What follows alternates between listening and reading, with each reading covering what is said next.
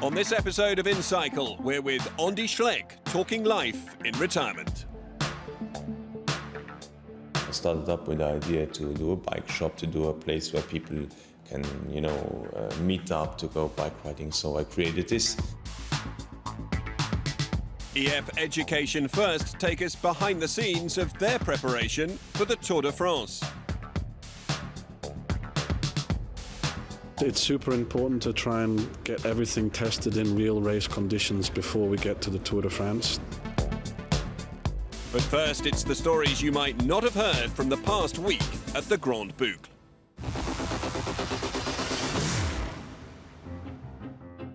Taking you behind the scenes at the Tour de France with all the week's gossip from the race, it's the inCycle lead-out. This week, we're racking up the kilometres with Marco Haller. Talking hair care with Bora Hansgrohe's Daniel Oss.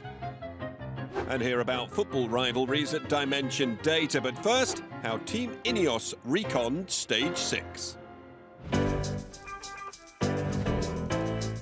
So Savas, Team Ineos did very well on La Planche de Belfi, and that's because of some special recon information, I presume. Yeah, no, my eldest daughter, Britt, she's here on holiday with some friends of a cycling team. And they were on Planche de Belfi the day before, so I asked her if she could ride it up with a camera, and that's what she did. And was it useful what she came up with? Yeah, it was useful because you could see exactly how the dirt road was, where the barriers were, where really the steep part was. For us, it's hard to ride up in the morning or whatever. And some of us were there before a month ago or so. But yeah, it looked a bit different now. So it was good to have this extra footage. With some 3,000 kilometres to cover in this year's Tour de France, Katusha Alpecine's Marco Haller will be adding to the staggering 10,000 he's already raced this year, 1,500 more than anyone else at this year's Tour. I didn't know that I've done so much more than any other, but I know I've done a lot of racing already this year, but I still enjoyed quite a lot. And how did you rack up such huge numbers of racing kilometres? I think I was compensating last year, having the injury last year. Obviously, I think I was on 26 race days or something, so missing half a year basically. And I started the season early in Australia already, and things are going well so far, so I'm still fresh. And you're going to have a big holiday after this, I reckon? Not really, because it's a 3-race weekend just after the Tour de France, where it's San Sebastian and one more race, where is it? Polonia, I think. So I think I need to be on duty there as well. So we're going to be watching for you to have the record number of racing kilometres by the end of the year, I imagine. Yeah, maybe. I don't know. Maybe I get a call up for the Vuelta also. I don't know.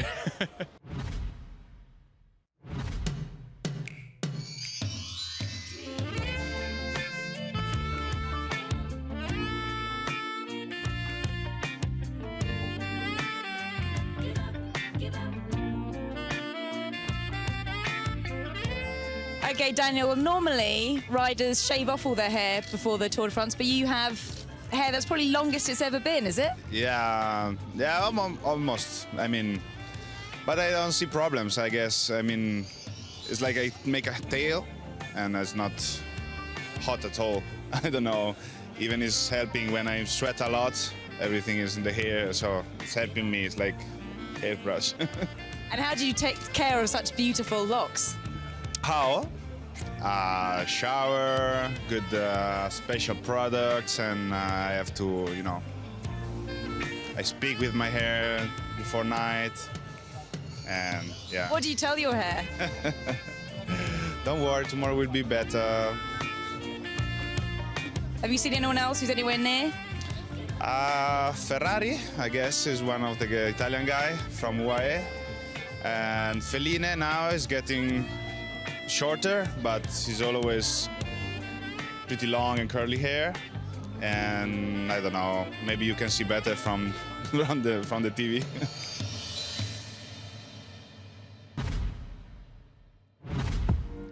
While the Tour de France is the obvious sporting highlight of the summer, for Dimension Data's Michael Valgren, thoughts have also been back home in Denmark and of his beloved football club Brøndby IF's opening games of the season.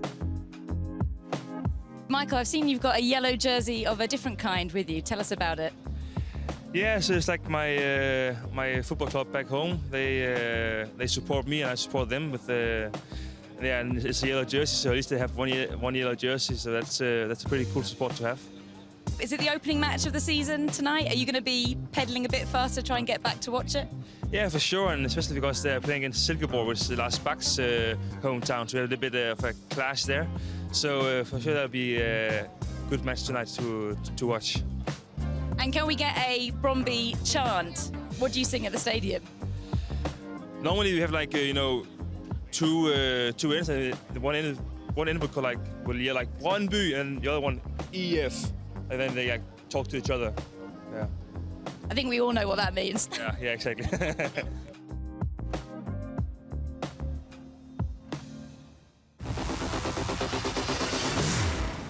I didn't really win the, obviously, 2010 Tour de France in Paris. I won it 2 years later, which is, of course, a sad story. But when I was standing on the podium in Paris, 2010 was probably the podium where I was sad, because that was already there. For me, it was my tour. I had the chain incident, and I just saw that year I was a little bit above Alberto. It was really the only tour where I was, or the only tour where we compete for the victory, where I would say where I was stronger than him.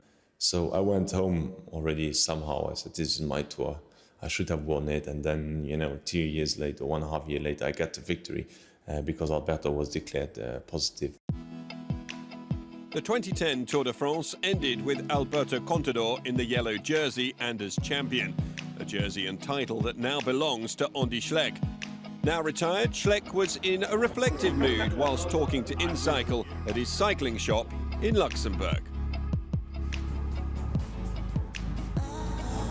I started up with the idea to do a bike shop, to do a place where people can, meet up to go bike riding. So I created this. If you don't fail, you cannot really advance. So, it's all what do I do now? When I had to retire, I had my knee injuries and everything. I said I could not be a professional athlete anymore.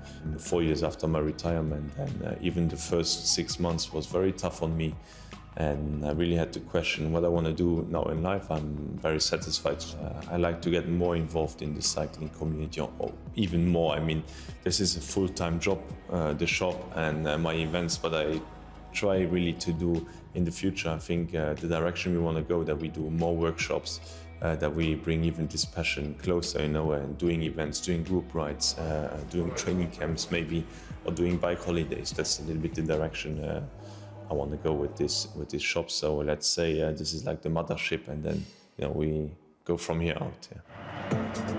Knee injuries forced him to a premature retirement in 2014 at the age of just 29. With a career that had promised so much now at an end, readjusting to life outside of the peloton initially wasn't easy for Schleck. In the beginning I was just happy to be a pro cyclist, so I was like, hey, I fulfilled my dream, and then of course you want to become better, and went quite quick in my first year. But being young and being successful can be also very dangerous, because I had the feeling that I jumped some steps in my life, not in my career, in my life. Now 34, the three-time Tour de France white jersey winner is back on his bike, with his love for cycling continuing to grow. The Luxembourger today regularly champions the sport with appearances at international events, including the Tour de France. My real love to cycling only came after my career, where I really realized what did that sport gave everything to me, what opportunity it opened to me, and what it taught me for life. That only came afterwards, and so I said, this is a great lifestyle, and this is something I need to share with most people I can get a hold on. But then I felt that I want to be back somehow in the Tour de France. So and in the racing, not especially in the Tour, but into the races. Who I am today is I have this shop. I am Skoda brand ambassador for the brand Skoda, and I am president of Tour of Luxembourg. So that's a quite big organization for us here in this country. And yeah, I do events all over the world. So I consider myself today, or I think I am really where I want to be.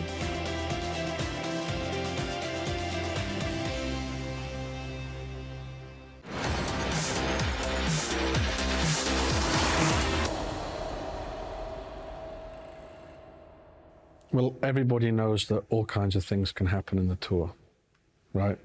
I'd rather not dwell on that too much, but it's kind of fraught with danger.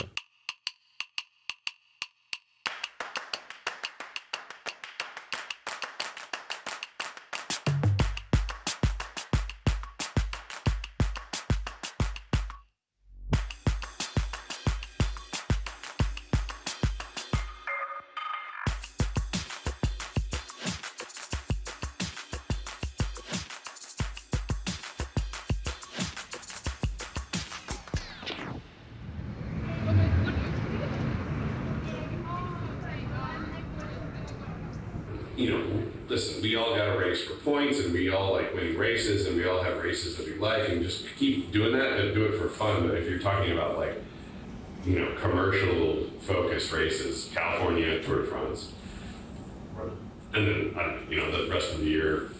Let's focus on the Tour de France. Yeah, let's focus on the Tour de France. That's such a good advice. Yeah, exactly. Tubeless. That's gonna be. Is this top secret? No, that's gonna be the game changer for next and even the next 2 seasons.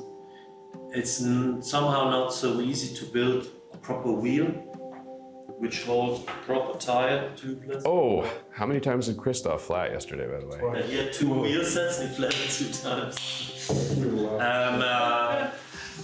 But the advantage to have that will be just huge. And due to the fact that we started 1.5 years ago for the time trial bikes, and we still have the same supplier, we're kind of 1.5 years ahead of every team.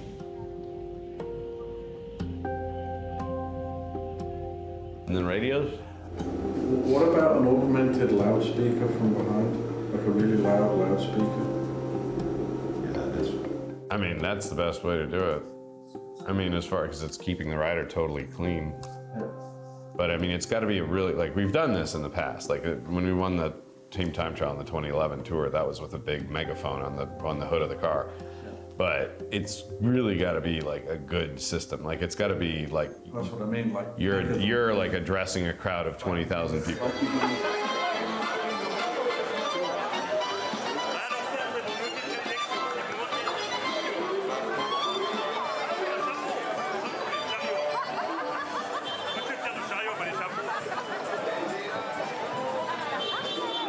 What is that? The ejector seat. Right. Oh. Right. Do it. Do it.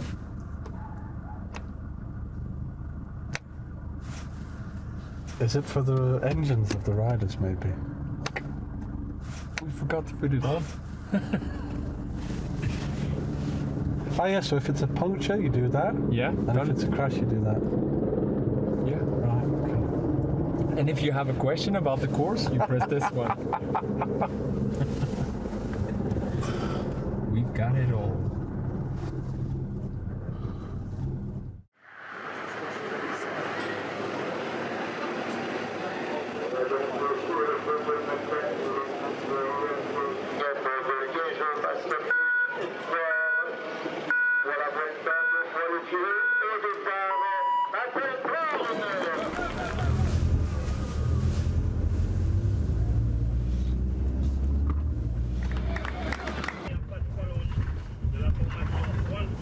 We didn't get great feedback from it. The riders didn't hear what I was saying. All you got now, Hugh? Come on, son! Come on, Hugh! It's super important to try and get everything tested in real race conditions before we get to the Tour de France. these races, you can't really call them training races because they're pretty important in their own right, but it's clear that the Tour is the big aim of the year. This is the product of, I guess, what we've been talking about since we met in Barcelona, with those fundamental pieces that we needed, whether it was training peaks, how heavy somebody is, sleeping. So I think the challenge is to use the data for your benefit and not get lost in, drawing graphs of things that we already know, basically. So for me, the key is to find the information in all that pile of data that hopefully is going to tell you something before it happens. So what you see here is the hours column is basically a 3-day average of sleep. HRV is deviation from their baseline. So that's a 45-day rolling average for them, and then a deviation of 3 days with the most recent 3 days to see how they stack up against your average. So that's kind of the most sensitive metric in the literature at the moment as to recovery. That's a measure of basically neurologic freshness, kind of how recovered they are. Honestly, in my time, that just wasn't even something that was on the radar. You know, if somebody would have told me, if you share all this information, it was just kind of a little bit science fiction. I think it helps with riders understanding the objectivity of which we're making final race selections in the more contentious races, where there's race selections, that you can actually say, no, we've actually been watching this, and here's how and why.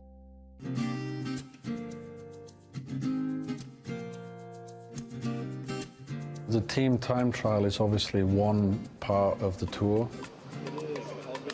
There's an element of compromise because you need to try and take a competitive team for that event while still having riders that give you options for all kinds of different race situations.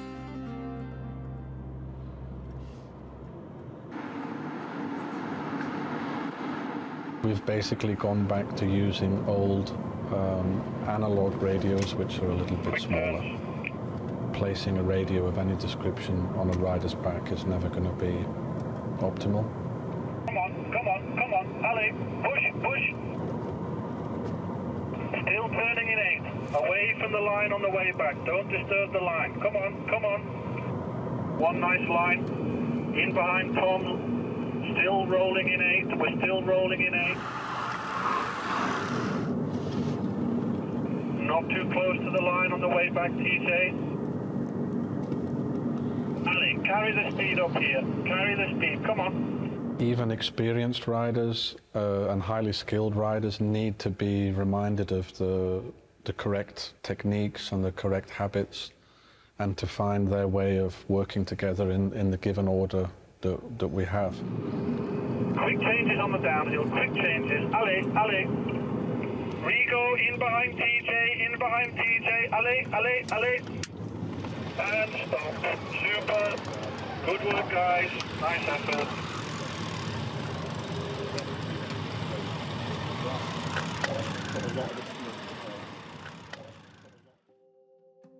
And just as an introduction to find one, speak to someone, because it's not, you don't have to do this. I just think it's got to be something more than us just saying, you need to see a psychologist, because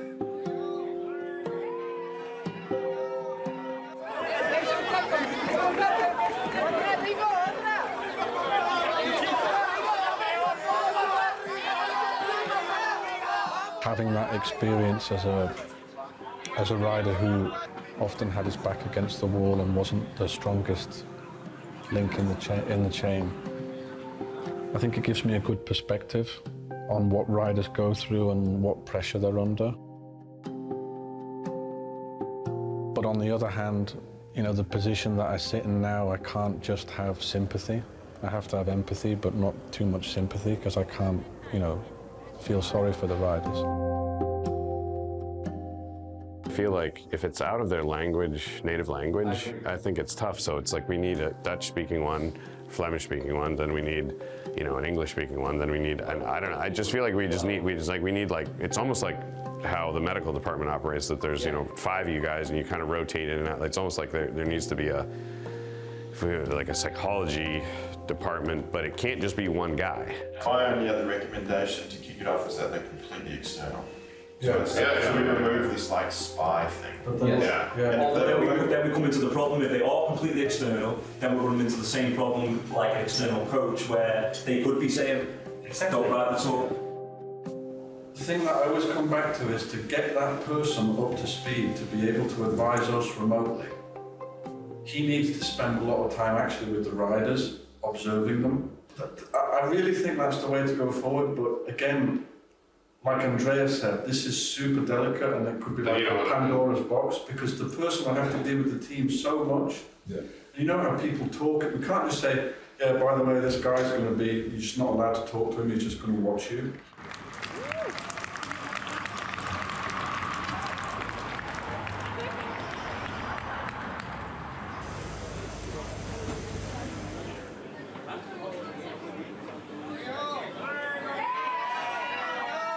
There's so many ways to cook an egg. At the end of the day, it's still an egg. And if you ride your bike a lot, you're gonna go fast sooner or later. Riders who train well and eat well and rest well, they also stay healthy. And again, that just compounds itself into growing condition. So what they should do isn't actually complex, but it's not easy to do. And I think it's the fact that it's not that easy that trips people up. Ladies and gentlemen, Team EF Education first! Good luck, guys!